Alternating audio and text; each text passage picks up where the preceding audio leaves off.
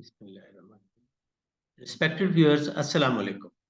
I am happy that the course, which is very important, CHRP by Pakistan Institute of Professional Development, is now on completion process. So let's start with this presentation. HRBP today it is very important topic. So before going to start the presentation, I would like to introduce myself. My name is Naveed Anwar, MSc and MBA.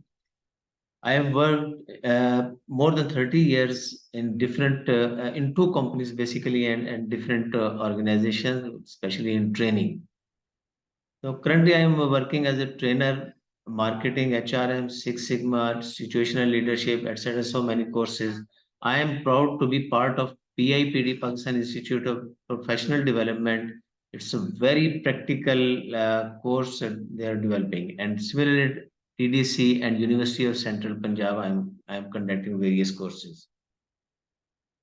इसके साथ साथ मैंने अभी recently ये online remote consultancy का भी काम किया है in different companies specially European market में और फिर मैंने HR एंड OD हेड के तौर पर और ट्रेनिंग मैनेजर के तौर पर सेफ्रॉन फार्मा में काम किया अप्रोक्सीमेटली 2 years एंड मेन मेरे जो वर्किंग है वो फाइजर फार्मास्यूटिकल में फार्मास्यूटिकल में sales marketing training and HR department even compliance वगैरह इसमें मैंने खासा काम किया है तो खास तौर पर I am honoured to work with international trainers like Ken Blanchard तो इसमें सिचुएशनल लीडरशिप और ये डेवलप किया हमने फॉर फाइजर वर्ल्ड तो ये मेरे ओवरऑल प्रोफाइल है let's start with the presentation before presentation से पहले अब तक जो हमने इस कोर्स में जो कुछ कवर कर चुके हैं PIPD CHRP ने जो कुछ अब तक ये कंप्लीट कर लिया वो हम यहाँ पर देखते हैं तो ऑलमोस्ट कंप्लीशन की तरफ हम जा रहे हैं और ये विद इन फ्यू डेज अब ये हमारा ये कोर्स कंप्लीट हो जाएगा तो so far we have discussed recruitment and selection, training and development. ये किया उसके बाद फिर HR and OD organisation development function क्या है किस तरह काम करते हैं ये सारा कुछ हमने देखा we have studies all these things उसके बाद फिर ये प्रोसेसेस हैं जिसमें खास तौर पर सबसे पहले आ जाता है कंप्लीट फाइलिंग एंड डॉक्यूमेंटेशन है वो हमने अब तक ये स्टडी कर चुके हैं देन टाइम मैनेजमेंट है टाइम शीट मैनेजमेंट है जिस किस तरह मैनुअल और ये ऑनलाइन रिपोर्टिंग होती है ये through machines and through system तो ये बहुत से सिस्टम्स अवेलेबल हैं companies are doing nowadays on this but हमने यहाँ पर एक्सेल पर या मैनुअल या सेमी मैनुअल जिसे एक्सेल फॉर्म में कहते हैं वो हमने यहाँ पर सारी चीजें डिस्कस की क्योंकि अंडरस्टैंडिंग के लिए ये जरूरी है तो इसी तरह फिर टाइम मैनेजमेंट और लीव मैनेजमेंट और ये जो टाइम एंड लीव मैनेजमेंट सारा कुछ कंपाइल करके तो हमें फिर या ओवर टाइम भी इसमें शामिल हो जाता है तो सैलरी मैनेजमेंट में डाला जाता है सैलरी मैनेजमेंट पूरी एक फाइल सिस्टम हमने स्टडी किया how they what are the different columns और कौन सी हेडिंग्स में कहाँ पर क्या चीज पुट करनी है इनपुट्स क्या है और उसके बाद फिर ऑटोमेटिक फंक्शंस हमने एक्सेल में डिस्कस किए कि किस तरह उसका ऑटोमेटिकली वो सैलरीज में और डिडक्शंस और सारी चीजें इसमें आ जाती हैं तो फिर ये पूरा पेरोल सिस्टम में डेवलप हो जाती है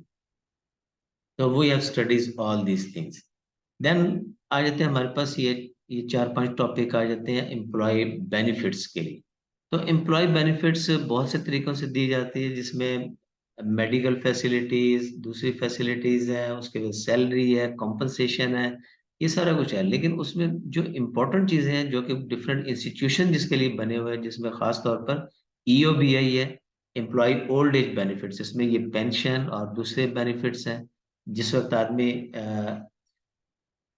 ओल्ड एज या किसी डिजीज या किसी और की वजह से अगर जॉब करने के काबिल नहीं रहता तो हाउ डिफरेंट ऑर्गेनाइजेशन ये EOBA सपोर्ट दीज एम्प्लॉयज और HR को ये जानना बहुत जरूरी है कि किस तरीके से ये मैक्सिमम बेनिफिट्स अपने एम्प्लॉयज को दिलवा सकते हैं इसी तरह पैसी सेसी और उसके बाद education cess gratuity management, ex gratia management, provident fund, ये तमाम बेनिफिट फंक्शंस हैं, बेनिफिट प्रोसेसेस हैं which are pass on to the employees of the organisation. अब हम यहाँ पर ये देखते हैं कि ये चीजें एचआर, ये तमाम अप्लाई नहीं होती, लेकिन अंडरस्टैंड करना जरूरी होता है। HR personal should evaluate which system should be applied in the organization, और उसे फिर किस तरह एम्प्लॉयज की मोटिवेशन के लिए यूज किया जा सकता है। तो अकॉर्डिंगली कुछ सिस्टम यूज करती हैं कंपनियां, कुछ नहीं करती, तो जिनको यूज करते हैं उनको मैक्सिमम बेनिफिट दिलवाना चाहिए। तो इसके साथ साथ हेल्थ एंड लाइफ बेनिफिट, तो लाइफ इंश्योरेंस के जरिए आमतौर पर ये बेनिफिट्स लिए जाते हैं। कुछ कंपनियां खुद सपोर्ट करती हैं, कुछ डिफरेंट वेज हैं। तो then is a full and final settlement है। उसके बाद कुछ क्वेरीज एंड लेटर्स हैं जो कि एचआर का फंक्शन है, वो भी यहाँ पर हमने डिस्कस कर चुके हैं कि किस तरह टेम्पलेट्स बनाकर ऑटो भी किया जा सकता है, और उसमें स्लाइड अमेंडमेंट्स के साथ ये लेटर्स और क्वेरीज को हैंडल किया जा सकता है, so that employees should be satisfied and motivated to work for the organization. Then is the record maintenance, payroll reporting and analysis. This is very important for HR function, or emerging trends in innovation in payroll management. तो ये हमने सारा कुछ अब तक discuss कर चुके हैं। देन लास्ट मंथ में हमने ये खास तौर पर कुछ लीडरशिप कैपेबिलिटीज भी डिस्कस की, और ये बहुत जरूरी होता है फॉर एम्प्लॉय मोटिवेशन। तो एचआर लीडरशिप, इसी तरह परफॉर्मेंस मैनेजमेंट, एचआर ऑडिट, और ये जो हमारा प्रोग्राम है HR business partner, HRBP. Let's start with the HRBP, human resource business partner. तो इसमें हम जो चीजें डिस्कस करेंगे, इसमें सबसे पहले objectives and introduction of the HRBP, की रिस्पॉन्सिबिलिटीज, और एक डिफरेंट मॉडल्स अवेलेबल है एचआरबीपी के लिए। उसमें खास तौर पर the 9 box grid which is a very good practitioner guide. तो बड़ी easy and simple way to use by HR and leaders of the organisation. तो इसी तरह इसका इवन एक्सेल टेम्पलेट भी हम डिस्कस करेंगे, how to use this model. Now starting with the HR business partner definition या इसके objectives या introduction, we can say that HRBP focuses on aligning the HR strategies and practices with the overall objectives and goals of the organization. तो important thing is that the goals and business of the organization क्या है, उसको understand एक HR कितना करता है, और फिर उसमें ह्यूमन रिसोर्स फैसिलिटेशन किस हद तक प्रोवाइड कर सकता है, that should be aligned with the business goals of the organisation या team. His another function is to bridge between the HR function and various business units of it or the departments. तो HR जो function है उसके साथ company objective को bridge करना, ये इसका main purpose. It is HRBP is to ensure that HR initiatives and processes support the organization's broader vision, values, and operational needs. तो ये सब कुछ अंडरस्टैंड करना बहुत जरूरी होता है। तो बेसिकली HRBP को हम कह सकते हैं कि ये हेल्पिंग द ऑर्गेनाइजेशन लीडर या team leader to support their business activities through their HR functions. यानी एम्प्लॉयज को किस तरह मोटिवेट, उनको परफॉर्मेंस इंप्रूवमेंट, उनका पोटेंशियल यूटिलाइजेशन किस तरीके से करके तो मैक्सिमम प्रोडक्टिविटी ला सकता है ऑर्गेनाइजेशन में, and make the productive of teams and employees. तो इसमें हम देखते हैं की रिस्पॉन्सिबिलिटीज ऑफ एचआरबीपी क्या है। ये डिफरेंट रिस्पॉन्सिबिलिटीज, उनके series of functions are there. इसी तरह एक और वे में इसे डिस्क्राइब किया जा सकता है। Now we will see all this functions in this. तो की रिस्पॉन्सिबिलिटीज, नंबर 1 स्ट्रेटेजिक अलाइनमेंट है। तो स्ट्रेटेजिक बिजनेस पार्टनर इसे कहा जा सकता है। तो what the business strategy is there, he help the strategic business aligning. through employee development and training and motivation. So HRBP collaborates with the senior leaders and business managers in helping their strategic business objectives. Then is a consultation providing the expert HR advices to business managers. So human resource advice is how human resources are to be placed there and how they are developed, how they can be developed for their efficiency and effectiveness. Ultimately, progress and improvement function is there. Then is a talent management. This is part of the employee motivation and improvement or development. So talent management, identifying the talent gaps. What are the gaps in the employees? So they have to develop their efficiencies and qualities, skills, knowledge, etc. And then succession planning and partnering with them. So talent management is an important function of or responsibility of HRBP. Then third one is change management. Rather, fourth one is the change management, assisting and managing in organizational changes initiatives. तो जो भी organisational change initiatives होते हैं उसमें assist करते हैं और उनको हेल्प करती हैं how to manage the organisational change. तो अगर टेक्नोलॉजिकल कोई किसी किस्म की भी नीड होती है चेंज की, तो वहां पर फिर ऑर्गेनाइजेशन को सपोर्ट करते हैं by helping managers in satisfying and motivation of the employees. Fifth one is employee relations. So handling the employee related issues, conflicts and grievances. We have already discussed conflict management, employee relationship strategies. तो ये these are very important. तो इन चीज़ों को handle करते हुए बड़े आसानी से employee relationship and ultimately effective employee relationship leads to the employee productivity. जब एक एम्प्लॉय में अगर उसकी टैलेंट को इम्प्रूव किया जाए, टैलेंट हिडन टैलेंट को सरफेस आउट किया जाए और उसकी एफिशिएंसी को बढ़ाया जाए और उसके साथ साथ मोटिवेट किया जाए, तो ये this leads to the relationship of the employees. तो इससे मोटिवेशन आती है, तो then they will give maximum productivity. Number 6 is performance management. So performance management is very important tool. We have already discussed in depth the performance management.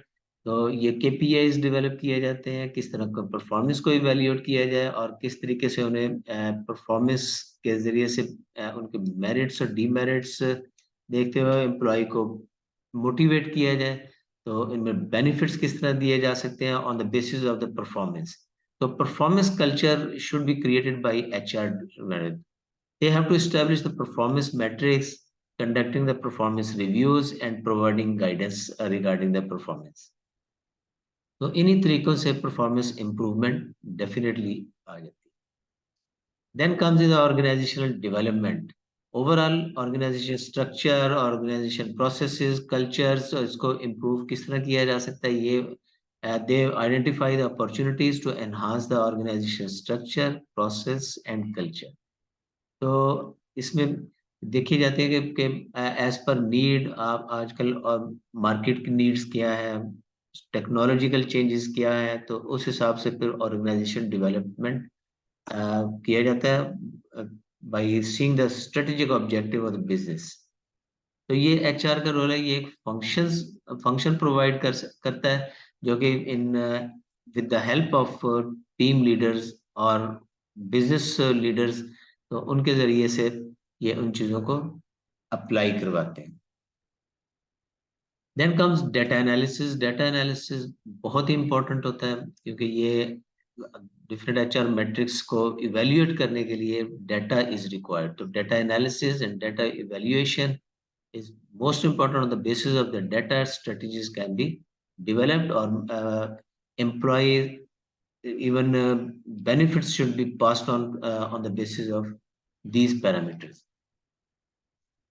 So it is related to the employee engagement, turnover, or turnover, workforce, demographics and other HR matrix, ये जो जो data analysis या data जो है वो related to all these things हो सकते हैं। मुख्तलिफ पैरामीटर्स पर देखा जाता है जिस जो कि which are important for evaluating an employee और team so that they can be benefited on the basis of this data or these things, and strategies can be developed on the basis of these data.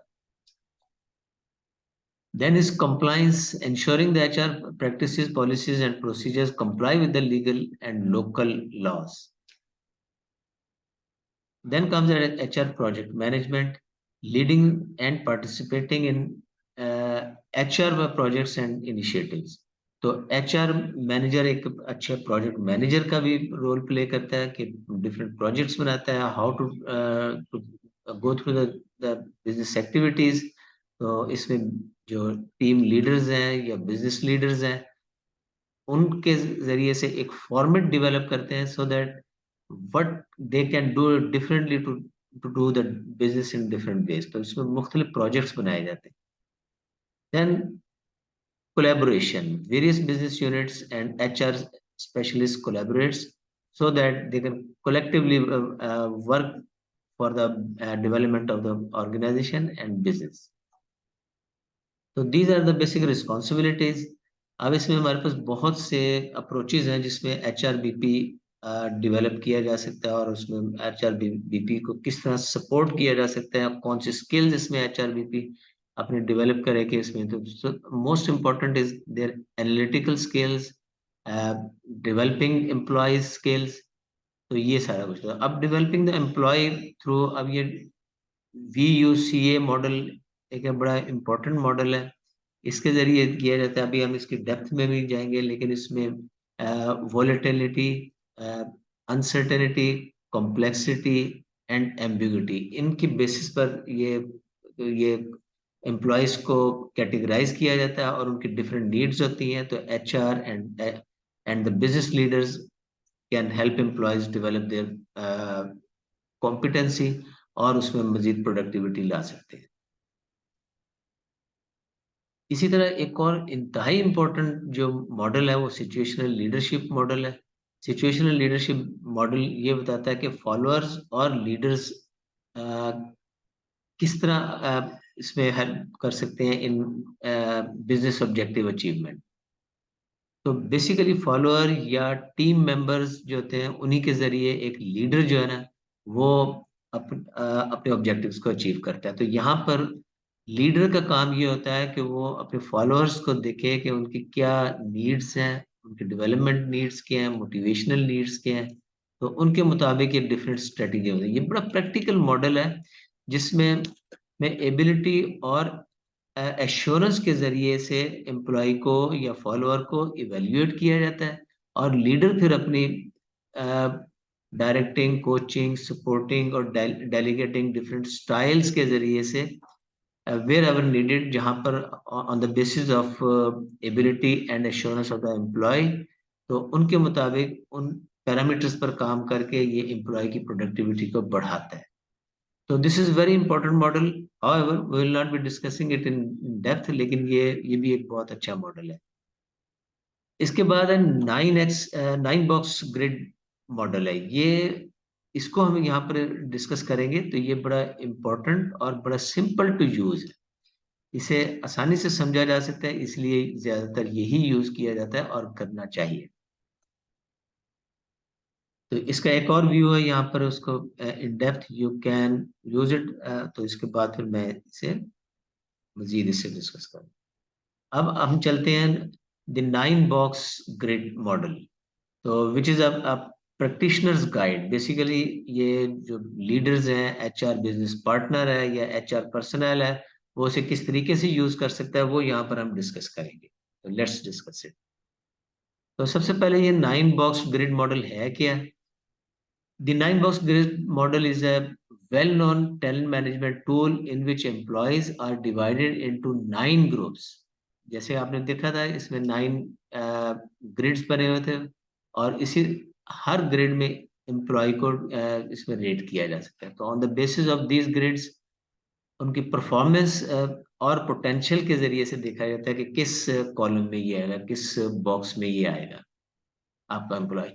और उसके उसमें फिर उनकी different needs होती हैं, उनके management need, उनकी developmental needs, उनकी मोटिवेशनल नीड्स, ये तमाम डिफरेंट होती हैं। तो as per there their level उनको उस हिसाब से गाइड किया जाता है और मेक देम मोर प्रोडक्टिव, और फ्यूचर में उनको मैक्सिमाइज देयर प्रोडक्टिविटी। तो 9 box grid model is a framework that helps manage all employees in the organization. ये हर किस्म के employee, top to lower level, ये तमाम एम्प्लॉयज को हेल्प एंड सपोर्ट दे सकते हैं। It is to explore how to assess the performance and potential.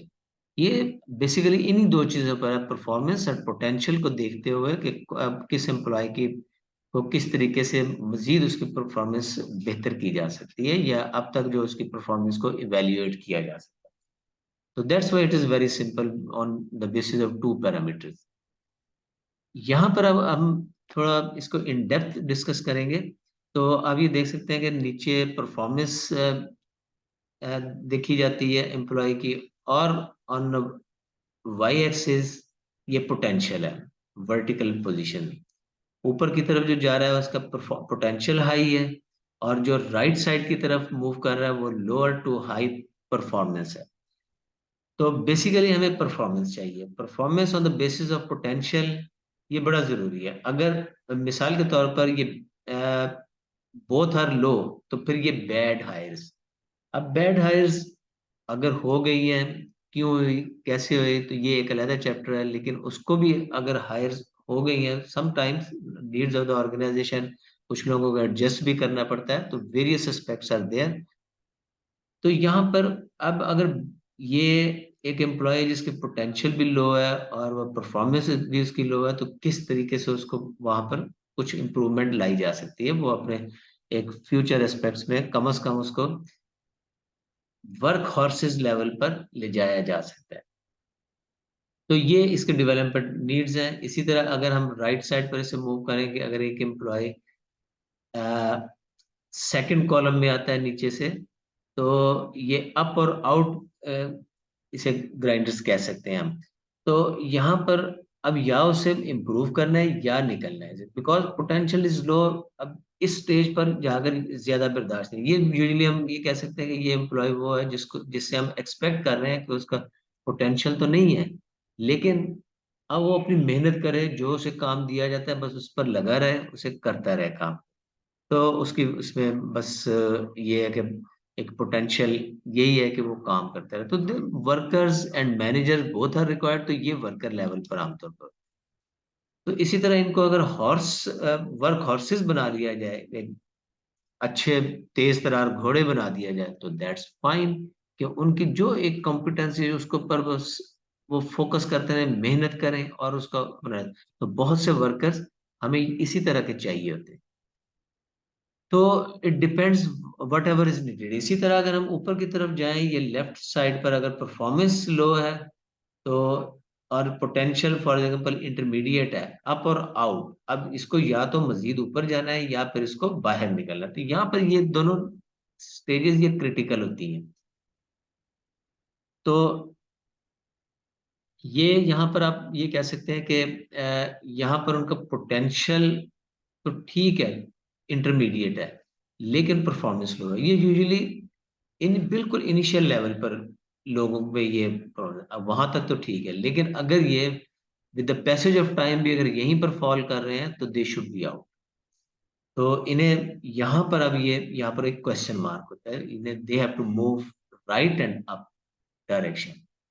तो बेहतर ये है कि स्टार्ट में ये, तो ये जितना भी मूव करेंगे अपन, तो ultimate objective is to move all the employees toward stars. अगर हम स्टार्स को ही हायर करते हैं, दिस इज बेस्ट प्रैक्टिस, तो even hiring, their development, their training needs, ये सारी इन्हीं ग्रिड्स पर डिपेंड करती है। तो we can move in different grids, और उसमें अल्टीमेटली परफॉर्मेंस इंप्रूवमेंट और पोटेंशियल इंप्रूवमेंट, ये दोनों हमें पोटेंशियल तो वही रहता है, लेकिन पोटेंशियल हिडन पोटेंशियल होता है। तो वो हिडन पोटेंशियल को जितना हम सरफेस आउट कर लें और एम्प्लॉय को एनकरेज करें कि टू यूज दिस पोटेंशियल, तो ये उतना ज्यादा ऑर्गेनाइजेशन के लिए बेहतर होता है। तो ये बेहतर लीडर्स डेवलप करता है। ठीक है, ये अब advantages of the 9 blocks grid, इसे हम देखते हैं। इट इज वेरी सिंपल, क्योंकि सिर्फ दो पैरामीटर्स हैं, परफॉर्मेंस और पोटेंशियल। तो इन्हीं दो चीजों को सिर्फ इवेल्युएट करना है, लेकिन इसमें डिफरेंट पैरामीटर्स पर डिफरेंट इवेल्युएशन हो सकती है। तो on the basis of average of these, तो ये इजीली एक उसकी ग्रिड बनाई जा सकती है, और all employees can fit into different grids. Number two, identify the valuable talent. तो उसमें टैलेंट को आइडेंटिफाई करना है, क्योंकि यहाँ पर उसका पोटेंशियल देखा जाता है। तो टैलेंट को यहाँ पर आइडेंटिफाई किया जाता है कि हमारे लिए फ्यूचर में कौन लोग ज्यादा, कौन से एम्प्लॉयज ज्यादा इंपॉर्टेंट है। तो जब जब इन ग्रिड्स में आ जाते हैं और फर्दर इम्प्रूवमेंट होती है, तो फ्यूचर लीडर्स हमें डेवलप करने में आसानी होती है। तो एक एचआर मैनेजर को होलिस्टिक अप्रोच भी होनी चाहिए, और ये जो 9 बॉक्स ग्रिड मॉडल है, ये होलिस्टिक अप्रोच प्रोवाइड करता है टुवर्ड्स टैलेंट अप्रेजल। तो अप्रेजल प्रोसेस में ये कंप्लीट प्रोसेस है ये, क्योंकि यही दो पैरामीटर्स इंपॉर्टेंट होते हैं, और उन्हीं दो पैरामीटर्स के बेसिस पर रेटिंग अगर एम्प्लॉयज की हो, तो it provides best appraisal. And it is a versatile tool, बड़ा इफेक्टिव टूल है। मेन जो थिंग वही talent, talent talent evaluation and development. तो इसमें इन्हीं दो पैरामीटर्स को देखते हुए कि व्हाट आर इज कॉम्पिटेंसी और what are is the skills, और on the basis of motivation क्या है। अब इसमें किस तरीके से क्रिएट किया जा सकता है, तो ये दो पैरामीटर है, assessing the performance and potential. इन दो चीजों को इवेल्युएट किया जाए, रेट किया जाए, तो यहाँ पर पूरा ग्रिड बन जाता है। तो bridging this two, on the basis of these two, on X axis अगर हम इसका परफॉर्मेंस ले लेते हैं, वाई एक्सिस पर पोटेंशियल लेते हैं, तो तो यहाँ पर इसका कंप्लीट मॉडल में ये इकट्ठे हो जाते हैं। तो ब्रिंगिंग इट टुगेदर, तो यहाँ पर ये इनका एक बॉक्स निकल आता है, उनको डिफरेंट नेम्स देकर अकॉर्डिंग, हर बॉक्स की अपनी अपनी नीड्स है for developing, for their potential, for their their performance improvement. तो ये ओवरऑल जो आप देख सकते हैं कि ये मॉडल हम पूरा डिस्कस कर चुके हैं। तो इसमें यहाँ पर अल्टीमेटली हम किस तरीके से रेगुलर बेसिस पर इम्प्रूवमेंट ला सकते हैं। अब जहाँ पर इसकी एप्लीकेशन है, एक्सेल में इजीली हम और डिफरेंट पैरामीटर्स पर, जो कि डिफरेंट कॉलम्स में है, यहाँ पर उनकी रेटिंग करके, तो ओवरऑल इसकी समरी निकाल कर all employees can be put in all 9 parameters, 9 grids. तो एक अच्छी ऑर्गेनाइजेशन यूजुअली इस ऊपर के और राइट साइड के 4 क्वाड्रेंट्स में रहते हैं। तो अगर ज्यादा लोग अगर इन एक्सट्रीम्स पर रहेंगे, इट मींस कि HR and leadership is not effective.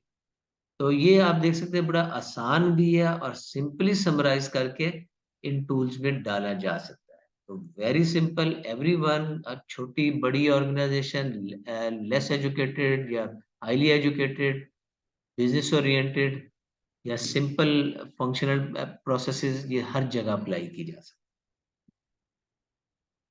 अब इसमें कुछ क्रिटिक्स भी हैं। आप, अच्छी बुरी चीजें हर एक में होते हैं। तो 9 ग्रिड बॉक्स में ये कहा जाता है कि it's connection with the traditional performance management characterised by once a year और subjective rating, specially by only one manager. तो सिर्फ मैनेजर के थ्रू ये करना, तो ये समटाइम ये बहुत इफेक्टिव नहीं है। तो ये वही कहते हैं कि ये तो वही उसी तरह ट्रेडिशनल टूल है।